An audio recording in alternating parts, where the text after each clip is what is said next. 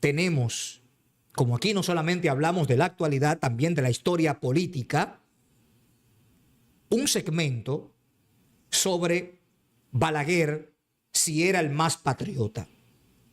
Hemos encontrado un fragmento del discurso del doctor Joaquín Balaguer, donde él narra la historia de la República Dominicana desde la confección de su nombre como Santo Domingo hasta la confección de la independencia nacional de una manera magistral, sin desperdicios.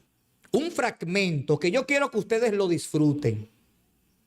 El doctor Joaquín Balaguer, que es un personaje histórico de la República Dominicana, que yo tengo mis reservas en cuanto a su forma de gobernar, que estoy en desacuerdo en cómo manejó su gobierno en los 12 años que les tocó los 3 periodos, porque sabemos aquí todas las persecuciones que se llevaron a cabo. Sin embargo, eso no quita que uno tenga que ver las cosas hoy con objetividad sobre lo que es ser un dominicano patriótico. Yo creo sin lugar a dudas que el doctor Balaguer, después de ser yo creo que el mejor orador que ha tenido la República Dominicana y uno de los hombres más inteligentes que ha tenido la República Dominicana, también debe recibir el título de uno de los patriotas más grandes que ha tenido la República Dominicana, porque sus palabras y sus hechos así lo demuestran. Entonces les aclaro, tampoco, no soy balagrista, por si acaso. Bueno, porque de una vez empiezan a decir, no, este es reformista, este es PRDista, este es PRMista, este es de la Fuerza del Pueblo, este es del PLD. Nada de eso, señores. Sencillamente que no me gusta perder la objetividad en las cosas. Y yo creo que aquí la mayoría tiene o está de acuerdo en que el doctor Joaquín Balaguer, a pesar de sus falencias en sus gobiernos, la corrupción y todo eso, el tema de ser patriótico, ahí hay que darle su mérito. Ahí hay que darle su mérito. Entonces quiero compartirles, ya para antes de terminar, que ustedes escuchen los fragmentos del doctor Joaquín Balaguer. Doctor Joaquín Balaguer, los honores militares de estilo correspondientes a su alta investidura serán presentados por una brigada mixta comandada por el general de brigada del Ejército Nacional, Rafael Mélido Marte Office. Esta brigada mixta está compuesta por 2 batallones. Un primer batallón del honorable cuerpo consular, señor presidente de la Suprema Corte de Justicia, señor Procurador General de la República, señores miembros de la Junta Central Electoral, señoras y señores, compatriotas todos.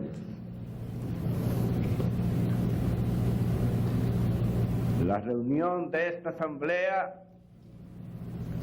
convocada al tenor del artículo 55 de la Constitución de la República, para recibir el mensaje que el Poder Ejecutivo debe rendir cada año a ambas cámaras legislativas, coincide en esta oportunidad con las conmemoraciones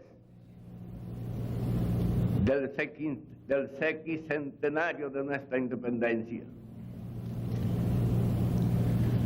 Entre las incongruencias que tenemos, consagradas por la historia y convertidas ya en dogmas de la vida dominicana, se encuentran la del nombre que se dio finalmente a nuestro país y la de la fecha que se escogió como la de la incorporación de nuestro país al concierto de las naciones de América, que reconocemos hoy como Estado soberano.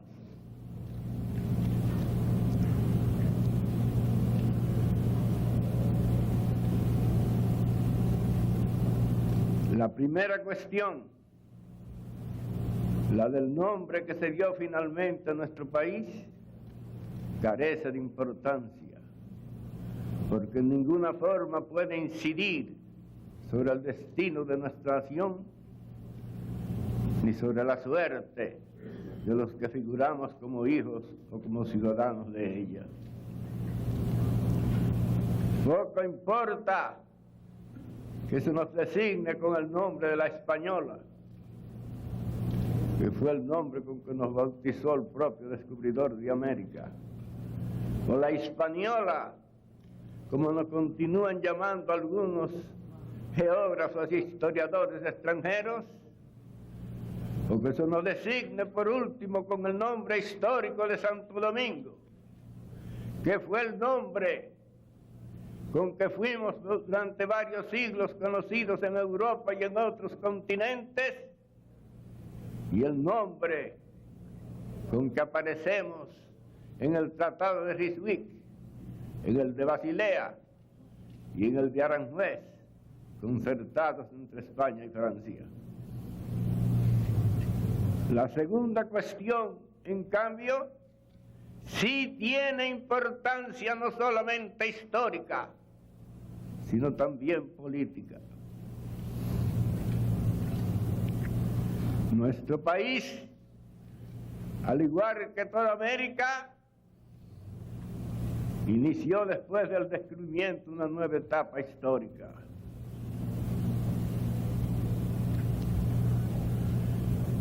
Pasamos a partir de aquel momento las ultramarinas de la península ibérica. En esa situación pasamos varios siglos.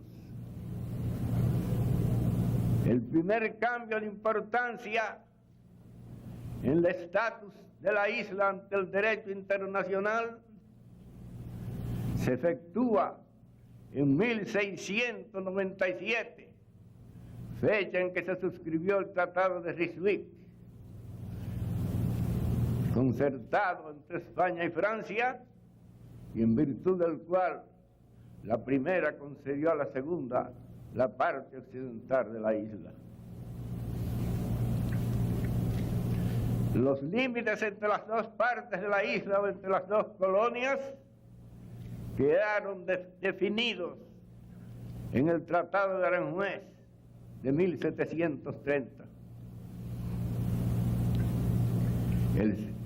El segundo cambio de importancia se registra en 1795, fecha en que se suscribe el Tratado de Basilea, mediante el cual España cede también a Francia la parte oriental de la isla, que queda así políticamente unificada. Como se ve, según ha dicho un español integérrimo, don Marcelino Menéndez y Pelayo,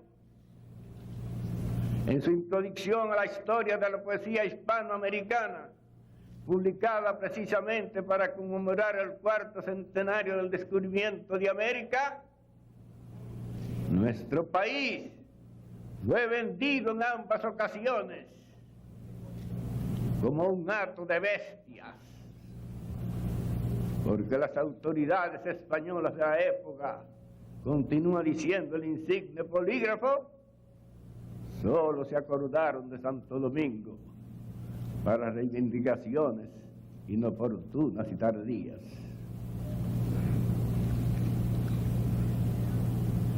Pero 13 años después,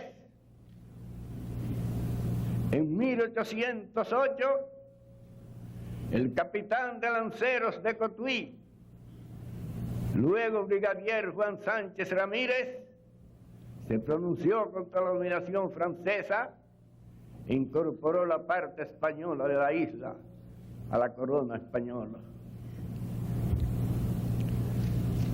Pero ahí no terminan las tribulaciones de las que Pedro Mosén Margarite denominó con propiedad la isla de las vicisitudes.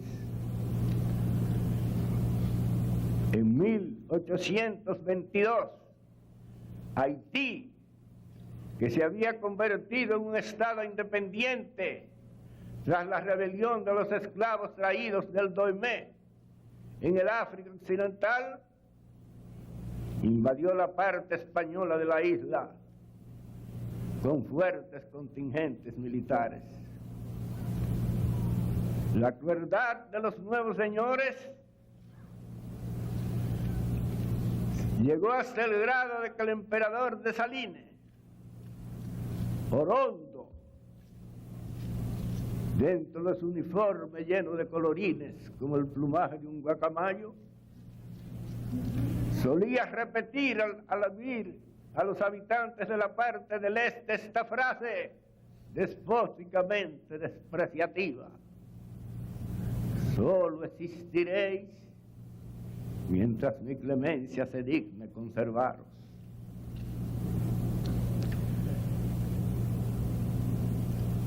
La invasión de Haití en 1822 se explica pues por dos razones fundamentales.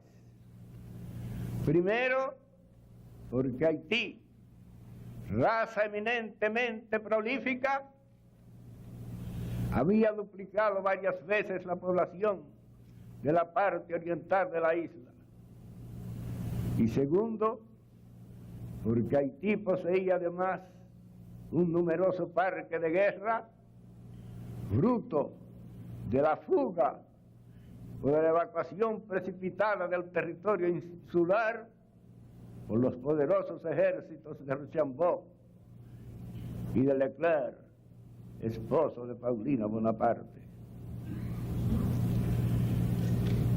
Pero sea como sea, la invasión de la parte española de la isla era solo un acto de fuerza o era una explosión de barbarie.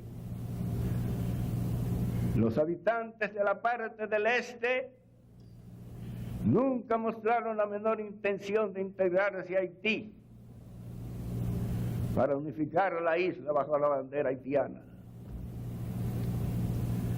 Siempre que los criollos descendientes de españoles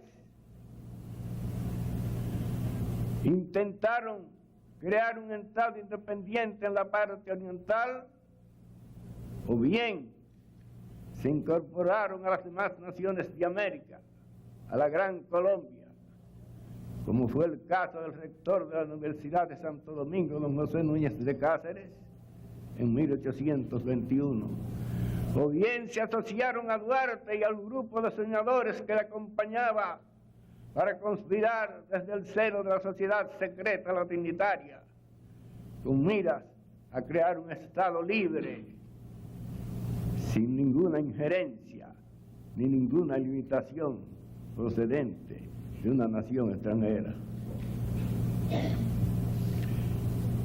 Ese parque de guerra que poseía Haití y que facilitó la invasión de 1822 fue el parque en que pesó sin duda Bolívar cuando en 1816 visitó Haití para buscar la ayuda de Petión para rehacer su ejército después de la rendición de Cartagena de Indias y después del fracaso en busca de ayuda de su viaje a la vecina isla de Jamaica.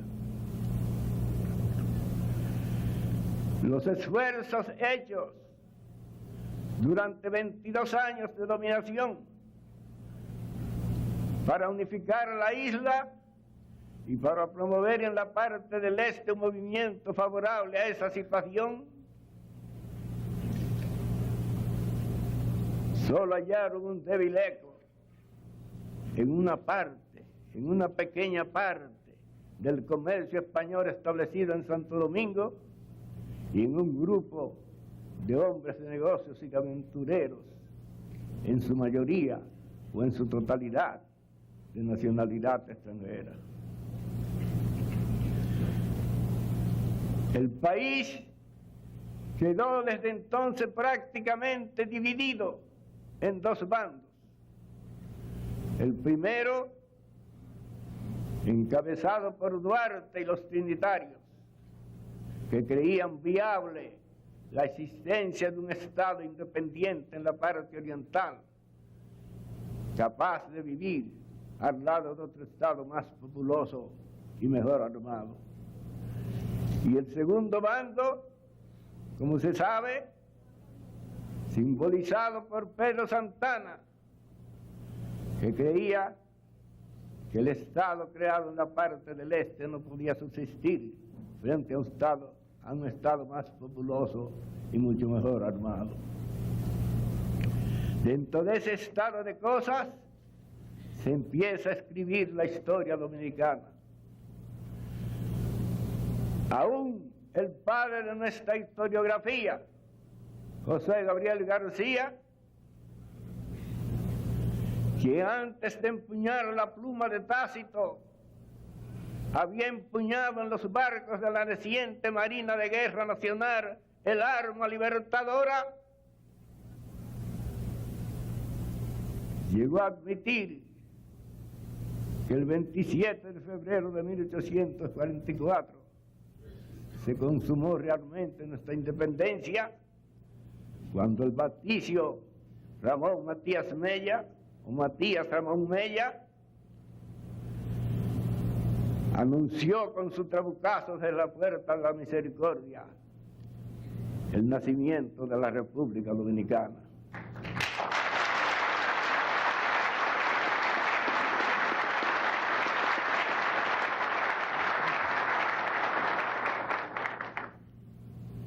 Por todo lo que antes he dicho, sumamente resumido, tanto porque el tema es muy lato, como por la brevedad del tiempo de que dispongo, me permito lanzar desde esta tribuna y en esta ocasión solemne la idea de que se considere el sesquicentenario de nuestra independencia, que se celebra hoy, no como el sesquicentenario de la independencia nacional, sino como el sesquicentenario de la separación de la isla en dos nacionalidades distintas.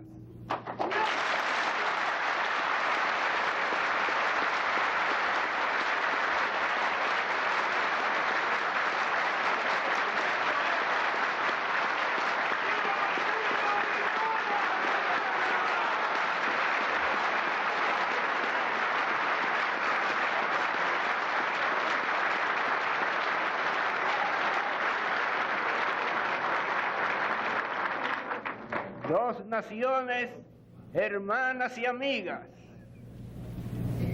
rindiendo culto y adoración a los mismos principios y a los mismos dioses, pero en altares diferentes.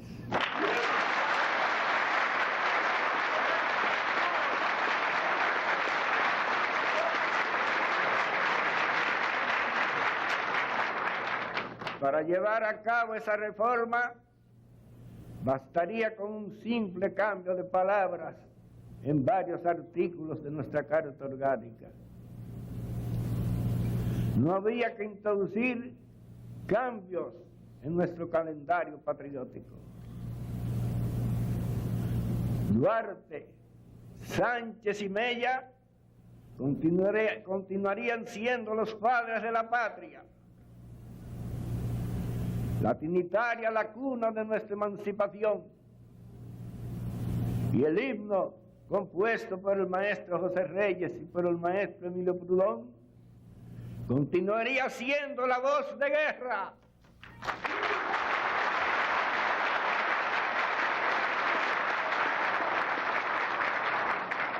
Con que se convoca a los hijos de esta tierra para sus grandes citas históricas, o para las grandes gestas civiles en que se salte la civilización, o en que se honre a la patria o a sus libertadores.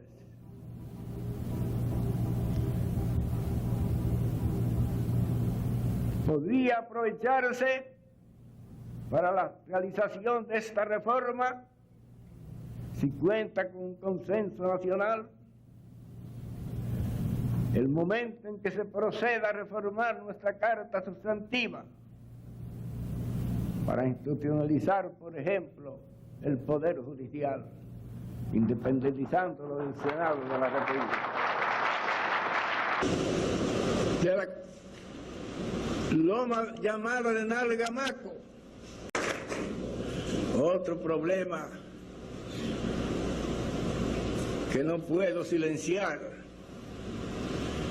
es el que se relaciona con nuestra política hacia Haití.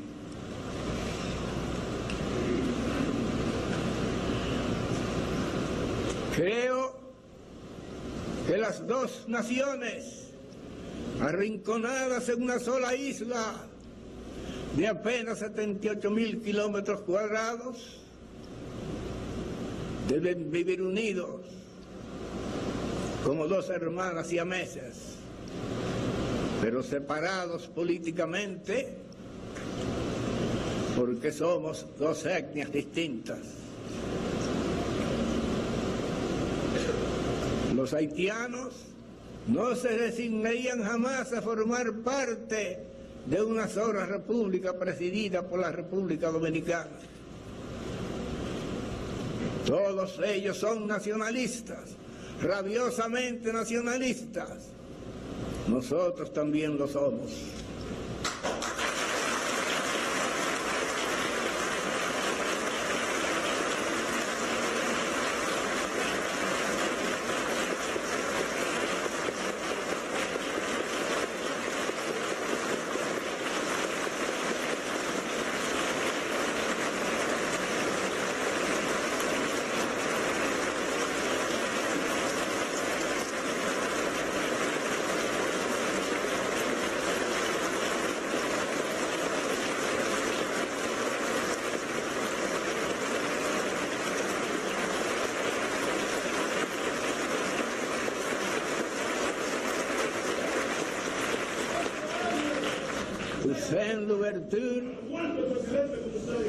Toussaint Louverture, murió de frío y de tristeza en el fuerte de Yo,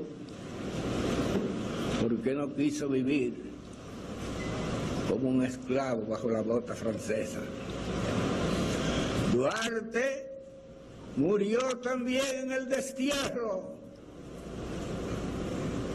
porque se opuso siempre a la fórmula haitiana de la una e indivisible.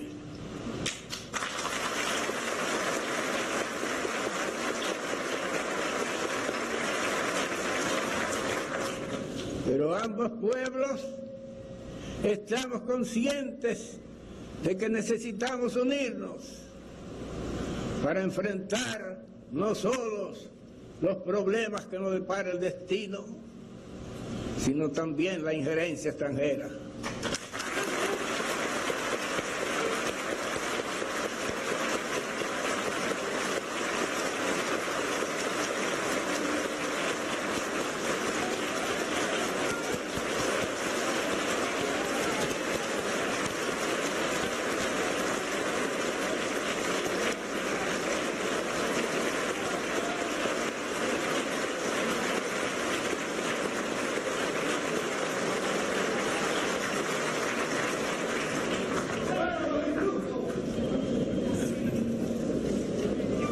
Soy pues partidario de una estrecha unión con Haití en el comercio, en el desarrollo económico, en los planes relacionados con la salud y con la educación, y sobre todo con los planes que se relacionan con la supervivencia de nuestros dos países desde el punto de vista ecológico.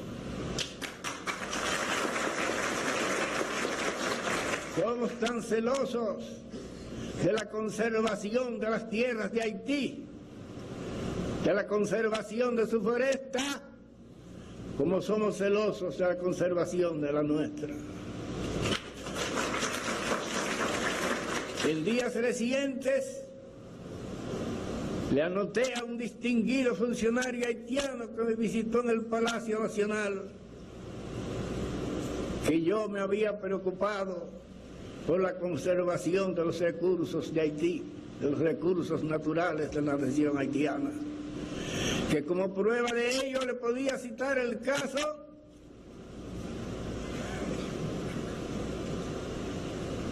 de la loma llamada de Nalgamaco, donde nace el Artibonito, un río de la loma llamada de Nalgamaco, donde nace el Artibonito, un río que nace en tierra dominicana, pero que corre sobre todo sobre el territorio haitiano. Esa es una medida que indica el pensamiento que nos une a los dos países para la supervivencia de nuestros suelos, para la conservación de nuestras riquezas naturales.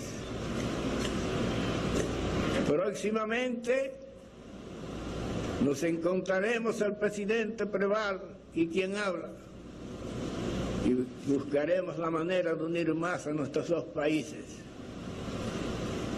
de hacer que sus relaciones sean en lo sucesivos eminentemente pacíficas y eminentemente fraternales.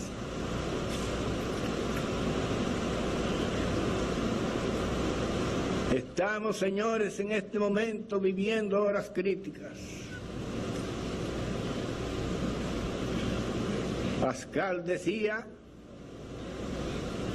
que en esas horas el hombre debe tener siempre presente que es amo de su silencio y esclavo de su palabra.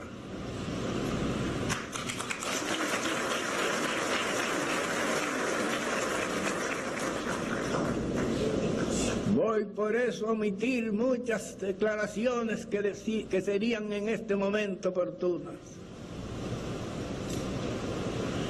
Pero quiero, coincidente con el pensamiento de Pascal, reservar mis palabras finales para rendir un tributo en esta fecha histórica a los creadores de nuestra nacionalidad. Este tributo, dada la hora crítica en que vivimos, no debe simplemente consistir en loas a su gloria, sino en un juramento de todos los dominicanos de que nos mantendremos leales a sus principios, a los principios por los cuales cada uno de ellos luchó, y luchó hasta morir con el pensamiento puesto en Dios, puesto en la patria y puesto en la libertad.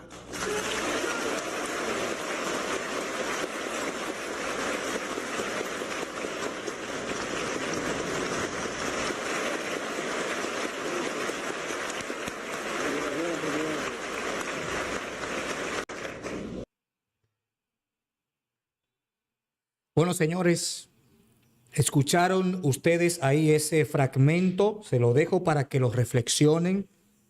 Primero, en el primer corte que vieron, el doctor Balaguer resume cómo del nombre Santo Domingo a la independencia nacional. Y luego deja claramente un mensaje para los dominicanos de que, y hay unas palabras ahí que menciona el doctor Balaguer, que yo solo se las voy a dejar para que ustedes las recuerden. Dijo, dos naciones rindiendo culto al mismo Dios en dos altares diferentes. Yo creo que eso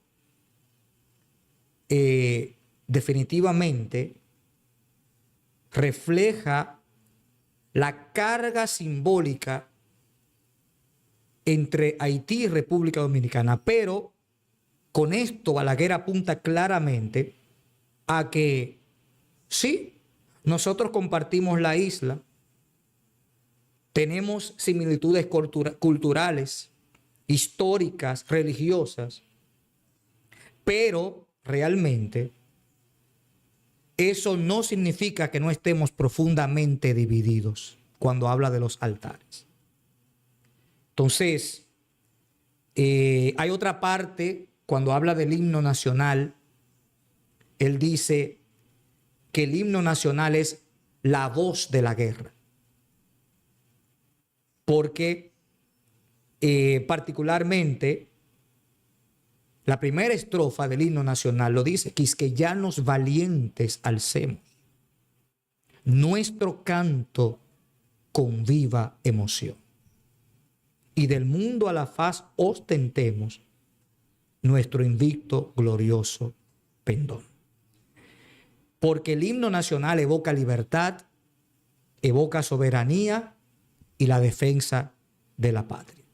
Señores, gracias por estar con nosotros, por compartir con nosotros. Quiero por favor pedirles que le den like a esta transmisión, por favor. Hay muchas personas conectadas aquí y pocos likes. Por favor, como siempre les digo, YouTube no le va a cobrar a usted por regalarnos un like, y sobre todo después de usted haber pasado tanto tiempo ya con nosotros en esta transmisión, compartiendo. Así que muchas gracias a todos los que han dejado sus comentarios. Gracias por estar con nosotros. Siempre leemos sus comentarios. Todos los comentarios los leemos. Respondemos a algunos, no lo podemos contestar todos, pero leemos sus comentarios, señores. Gracias por el apoyo que ustedes nos han brindado.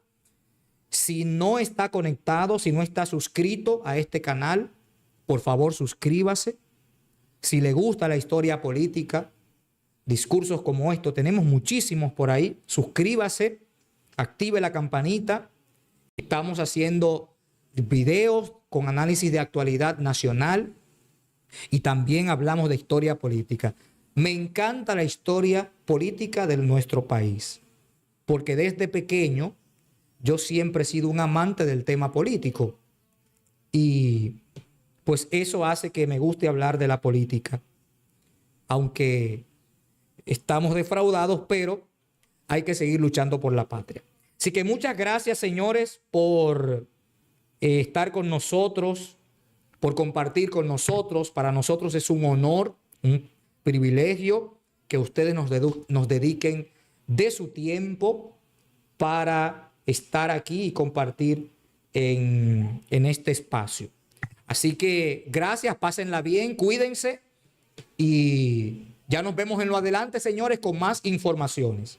Muchas gracias a todos. Pásenla bien.